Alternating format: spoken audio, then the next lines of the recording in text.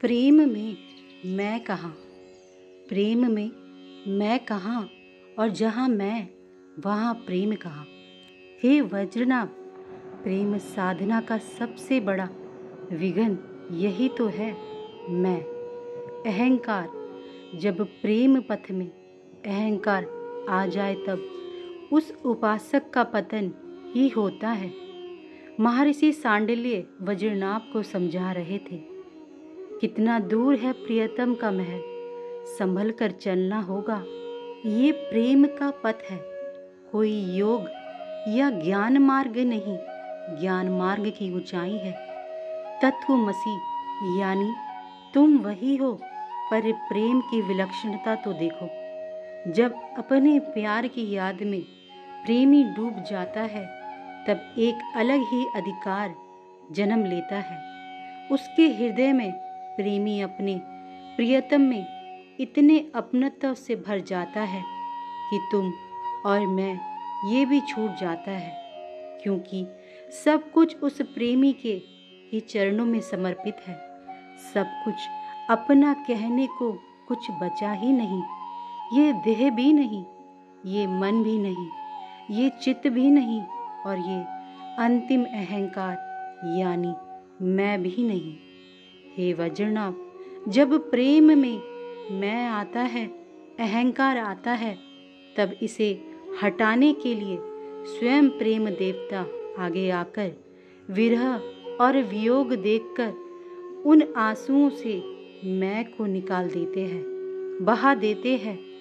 सावधान रहने की आवश्यकता भी है इस प्रेम मार्ग में।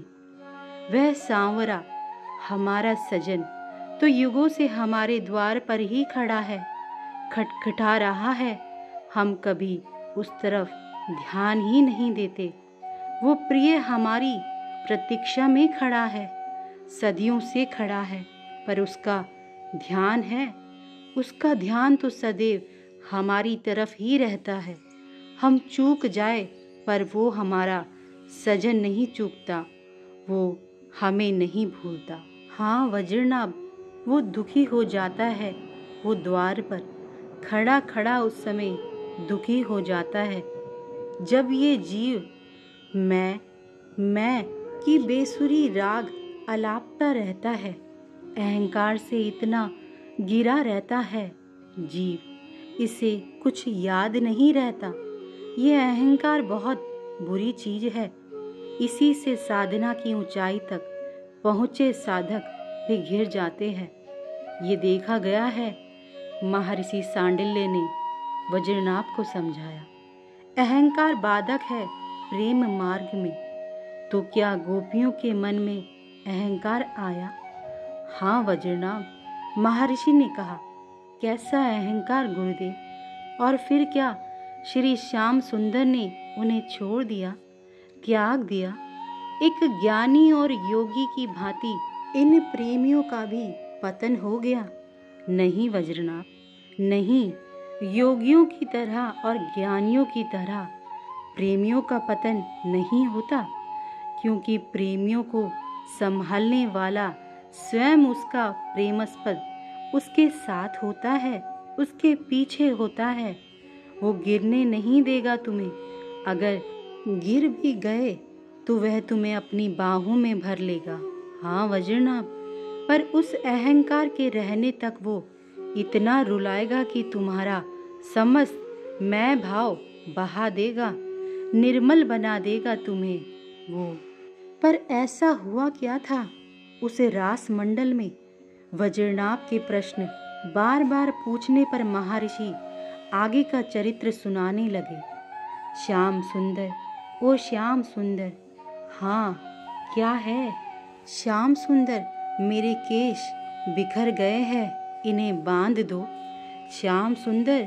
फिर दूसरी गोपी ने पुकारना शुरू किया। मेरे नाचते नाचते पसीने आ रहे हैं, अपनी पीताम्बरी से हवा कर दो। श्याम सुंदर उस गोपी को हवा करते हैं। पहली गोपी के बालों को सुलझा देते हैं। मेरे तो पैर दुख रहे हैं, मुझसे नहीं नाचा जाएगा। बोलो बोलो, नाचना है क्या मुझे? श्याम सुंदर से ही पूछती है वो गोपी। हाँ, तुम अच्छा नाचती हो। श्याम सुंदर मुस्कुरा के कहते हैं, तुम मेरे पैर दबाओ। गोपी कहती, मैंने मना किया कब, लाओ दबा दूं पैर। पर मैंने तुमसे पहले कहा था, तो मेरी बेणी पहले गूंथो। नहीं, पहले मैंने कहा था, इसीलिए मेरा काम पहले करो। ये क्या हो रहा था उस रास मंडल में। गोपियों का ध्यान अपने प्रिय श्याम सुंदर से हटकर अपने शरीर पर आ टिका था। मैं सुंदर, मैं सुंदरी, मेरी सुंदरता सबसे ज्यादा है। मेरा हाव भाव कृष्ण को लुभाता है। मेरा गौर वर्ण कृष्ण को मेरी ओर खींचता है। हे वज्रनाभ, गोपियों में परस्पर ईर्ष्या ने भी अपनी जगह बनानी शुरू कर दी। हे कृष्ण, मेरी बात मानो, नहीं तो मैं तुमसे बोलूंगी नहीं। हे श्याम, मेरी बात ना मानकर तुम उस गोपी के पास गए। जाओ, अब मैं तुमसे बात ही नहीं करूंगी। पर हे वज्रनाभ, गोपियों के इतना कहने के बाद भी कृष्ण मुस्कुराते हुए किसी के बालों को सुलझा रहे हैं, किसी को अपनी पीताम्बरी से हवा कर रहे हैं, किसी गोपी के पैर तक दबा रहे हैं।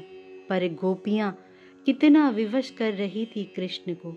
कृष्ण भी मानते रहे कुछ समय तक उनकी बात, पर वो पूर्ण पुरुष कब तक विवश रहेगा।